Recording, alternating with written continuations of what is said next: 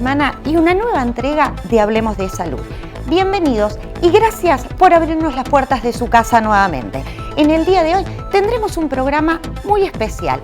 El doctor Juan Antonio Castillo, cardiólogo, y la doctora Natalia Miranda nos hablarán sobre hipertensión y diabetes en un informe sumamente especial con las consultas que ustedes, los televidentes, han solicitado.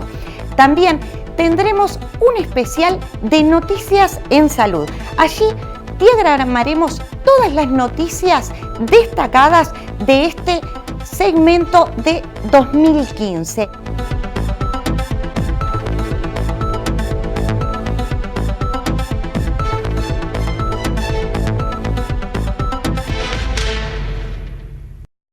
Como comentaba en la presentación, hoy tendremos un programa especial y un programa especial solicitado por ustedes los televidentes. En ediciones anteriores hemos hablado sobre diabetes, hemos hablado sobre la sal y esto dio a determinadas consultas en cuanto a la relación que hay entre la diabetes y la hipertensión, tema que también tratamos en el programa anterior. Por esa razón, hoy tenemos a dos grandes profesionales, juntos, por primera vez aquí en Hablemos de Salud, como lo es el doctor Juan Antonio Castillo, cardiólogo, y Natalia Miranda, diabetóloga. Bienvenidos. Muchas gracias, Ana María. Gracias. Qué placer tenerlos juntos y qué responsabilidad también, ¿no? Puede ser un poco. Para nosotros. No, responsabilidad para mí, para saber llevar esta entrevista y que, bueno, y colmar las expectativas en sí de los televidentes. Como decía anteriormente, hemos hablado con usted, doctor, sobre hipertensión. Contigo, Natalia, iniciamos el ciclo 2015 de lo que es diabetes. Hemos tenido una enorme cantidad de correos electrónicos, también se han comunicado a través de las diferentes vías de comunicación, por Facebook, por Twitter, donde los televidentes tienen determinadas inquietudes y una de ellas es la relación entre hipertensión y diabetes. Los dejo a ustedes a ver. La dama, entonces. Bien, ¿cómo se vinculan? Uh-huh. Se vinculan estrechamente, ¿no es así, Juan, si estás de acuerdo conmigo? Uh-huh. Porque son dos enfermedades que tienen un origen bastante común. Uh-huh. En el caso de la diabetología, la enorme mayoría de nuestros pacientes van a desarrollar diabetes. Por supuesto que la prevalencia de la diabetes es muy alta y la de la hipertensión también, y cuando estas enfermedades están asociadas, el riesgo cardiovascular es mayor. Frente a una persona con diabetes, nosotros siempre estamos controlando sus cifras tensionales y al doctor le pasará al revés. Cuando ve personas con hipertensión arterial debe pensar, además es diabético, para tomar cartas en el asunto y tener ambas enfermedades muy bien controladas. ¿Cuál es la...? Eso quiero agregar algo. Eso es muy importante, sobre todo cuando tenemos la consulta inicial con el paciente. Recordemos que un paciente diabético tiene 1,5 a 2 veces más, o sea, un 200% de posibilidad de tener hipertensión que un paciente no diabético. Y un paciente hipertenso tiene más o menos la misma proporción de tener diabetes. Y si los dos progenitores de esa persona son hipertensos, la posibilidad de desarrollar una hipertensión vinculada a una diabetes es de 3 veces lo de una persona normal. Por ende, es una vinculación que no se debe obviar nunca de despistarla. ¿Cuál es la incidencia en estas? Un poquito que estábamos hablando ahora. Se combinan muy frecuentemente, se complican muy frecuentemente, porque atacan los mismos órganos desde diferentes lugares, entonces es doble, y tienen una característica las dos, son enfermedades que pasan mucho tiempo desapercibidas y que muchas veces la persona las tiene, las sigue desarrollando y piensa que está bien y bueno, después me voy a controlar y las deja como están, porque como todavía no siente nada y cuando se quiere acordar el incendio es inapagable. Usted habla de que se complican. ¿Cómo se complican ambas enfermedades? ¿Cómo pueden determinar eso? En realidad, cuando un paciente, por ejemplo, tiene diabetes tipo 2, lo más frecuente es que ya también tenga hipertensión arterial concomitante porque pertenecen como un mismo grupo de enfermedades que son el síndrome metabólico y cuyo hilo en común, digamos, es la obesidad. Bien, es decir, que si nosotros tenemos una persona con diabetes y solo prestamos atención a sus niveles de glucosa en sangre y no atendemos del mismo modo los niveles de presión arterial, así como los de colesterol en sangre, probablemente no estemos tratando bien su riesgo cardiovascular. Y un paciente que desarrolla hipertensión, por ejemplo, y no es bien controlada en el marco de una diabetes, con mucho mayor prevalencia va a desarrollar complicaciones que afectan, como decía hoy el doctor, a los pequeños y grandes vasos. Es decir, las complicaciones microvasculares de la diabetes van a ser mucho más frecuentes, como es la nefropatía diabética, va a comenzar antes y va a progresar más rápido en un diabético que no controla sus cifras de presión arterial. Lo mismo ocurre también con los grandes vasos y va a ser mucho más prevalente que el paciente pueda presentar un infarto, preinfarto cardíaco o accidente cerebrovascular si no controla sus cifras tensionales. ¿Algún comentario, doctor? Sí, me gustaría agregar a lo que ella dijo, que también las dos tienen en común que son enfermedades de transmisión genética o de base genética, y que se está estudiando cuáles son los lugares dentro de los cromosomas donde están los genes que codifican una u otra. Y se están encontrando que están en lugares muy cercanos y muy parecidos en los últimos trabajos. Por eso es frecuente la suma de las dos, la alteración del cromosoma afecta a las dos, pero que son genéticas es indudable. Digo, desde el punto de vista de la diabetes, sabemos que dentro de la diabetes tipo 1, totalmente genética, tipo 2 tiene una transmisión genética que saltea una generación, y en el caso nuestro la hipertensión también saltea a veces una generación, a veces no, porque hay diferentes causas, y fundamentalmente a nivel de la hipertensión, igual en la diabetes, hay muchos y diferentes mecanismos de disparar eso que genéticamente puede estar latente. Nos vamos a una pausa y enseguida regresamos con el doctor Juan Castillo y Natalia Miranda hablando sobre diabetes e hipertensión. Tu formación universitaria es esencial en tu presente y futuro. Vení a la Universidad de la Empresa para recorrer juntos la ruta de la excelencia. www.ude.edu.uy.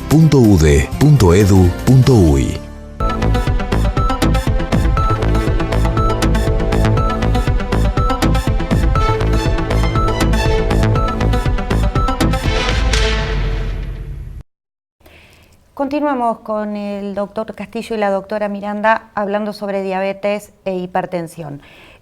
Doctor, en el segmento anterior usted nombraba las causas genéticas.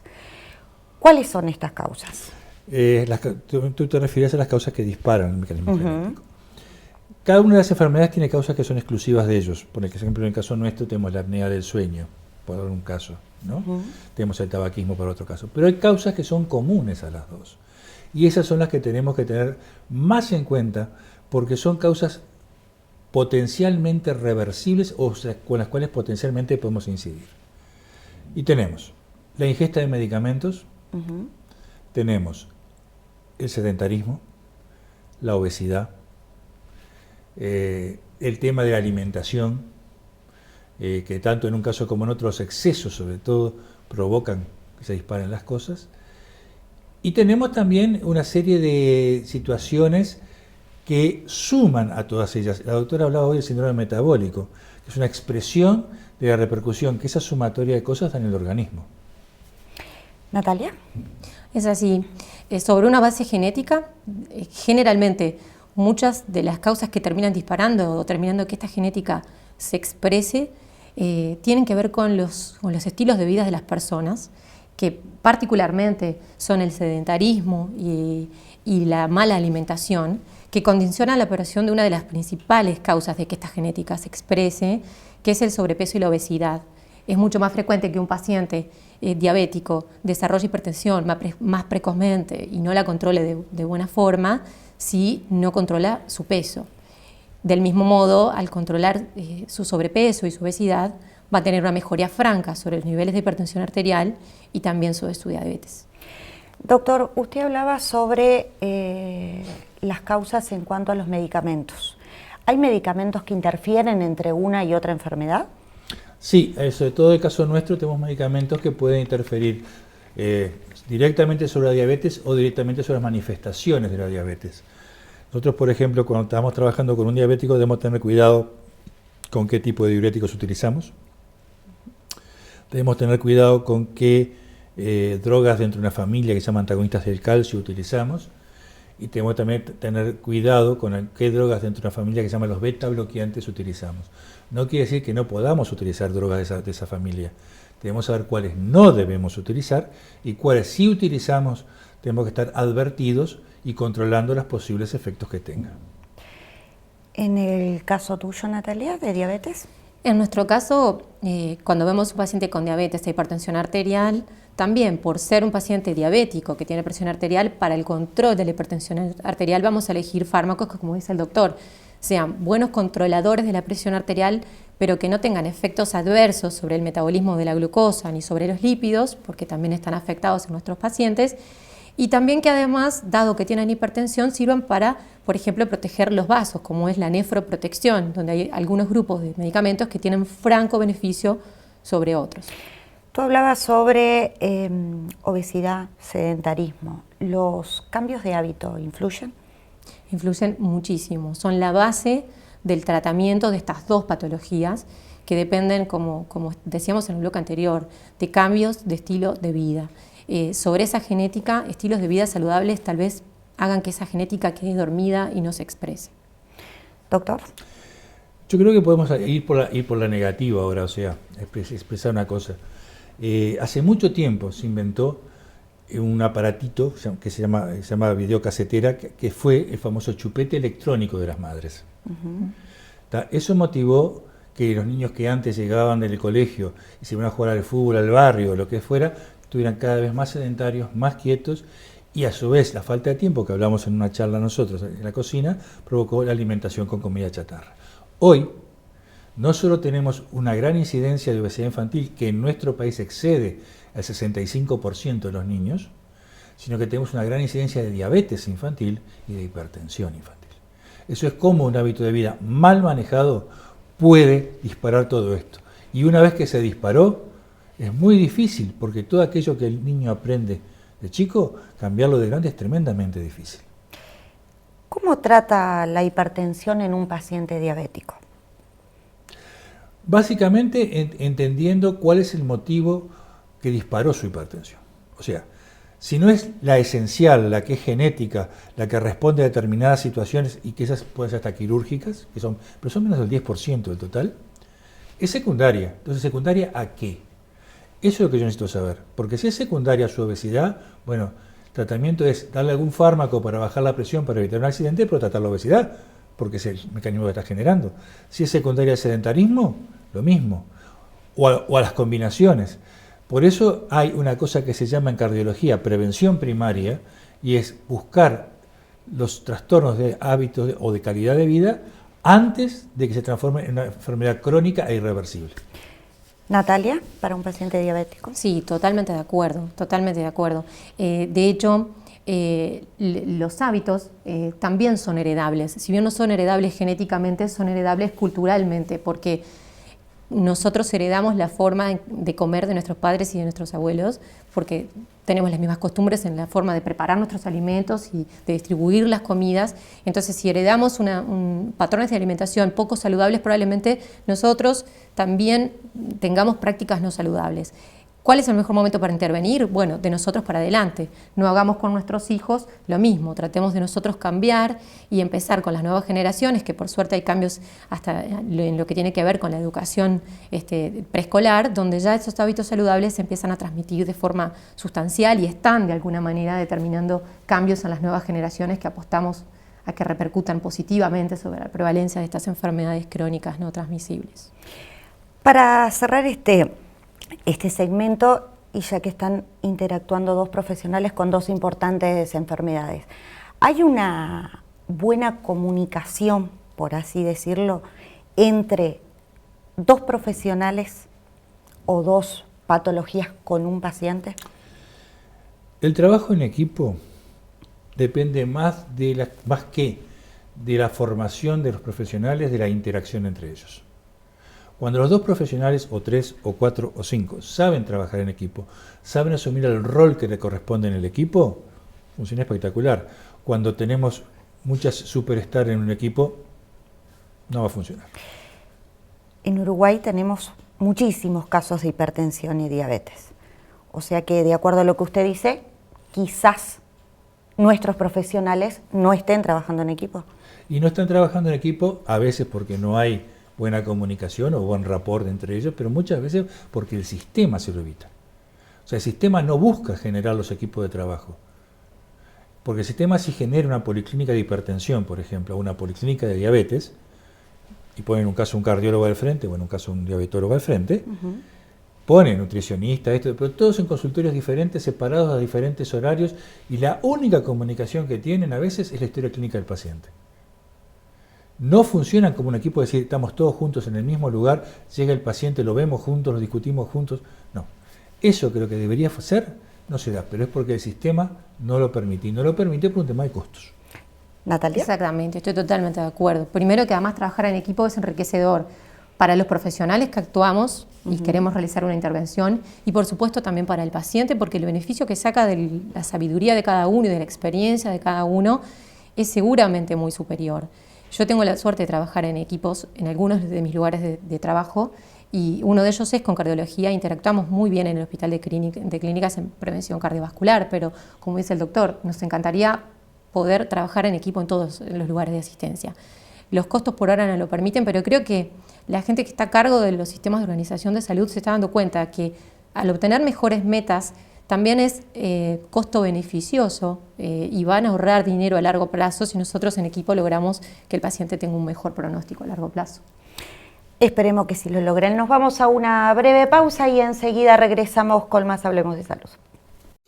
Tu formación universitaria es esencial en tu presente y futuro. Vení a la Universidad de la Empresa para recorrer juntos la ruta de la excelencia. www.ude.edu.uy. Continuamos con hipertensión y diabetes.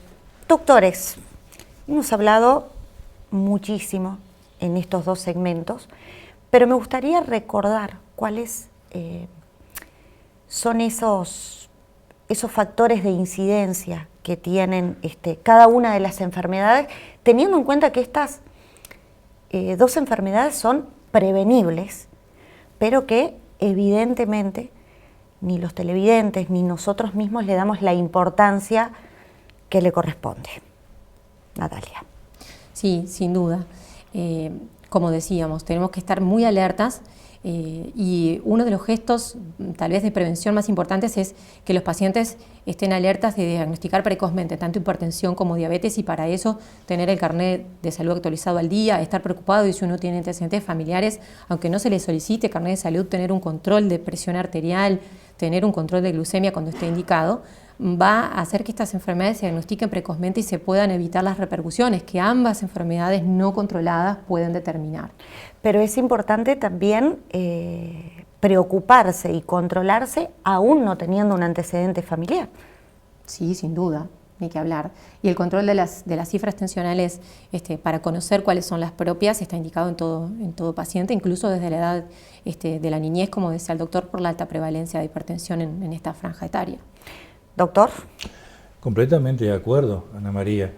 Debemos tener presente además una cosa, nunca, ni en diabetes, ni en hipertensión, un solo control es válido y debe ser diagnóstico, porque antes de colgarle a alguien el rótulo de diabético, hipertenso, o diabético hipertenso, o hipertenso diabético, como se quiera, debemos estar seguros.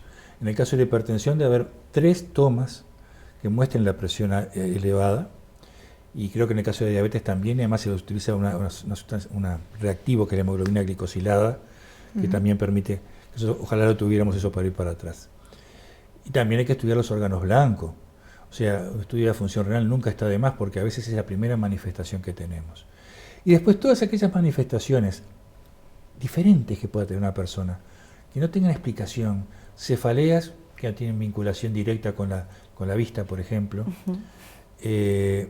alguna epístasis, alguna hemorragia ocular, exagerada ingesta de agua, en fin, cosas que no tienen nada. Bueno, esas hay que verlas, porque a veces es el primer aviso de lo que está viniendo, y cuando lo agarramos al principio Es mucho más fácil cambiar hábitos de vida y convencer a la gente y trabajar que cuando está establecida la enfermedad y está establecido lo que decía la doctora, los patrones culturales que llevaron a que se manifestara esa enfermedad. Natalia. Sí, totalmente de acuerdo. Sin lugar a dudas que es más fácil prevenir y hacer prevención primaria, eso es lo ideal. Y una vez que las enfermedades están establecidas, apostar a su control. Las enfermedades bien controladas realmente determinan poco daño y generan poca diferencia en los pronósticos vitales y de calidad de vida de los pacientes a largo plazo.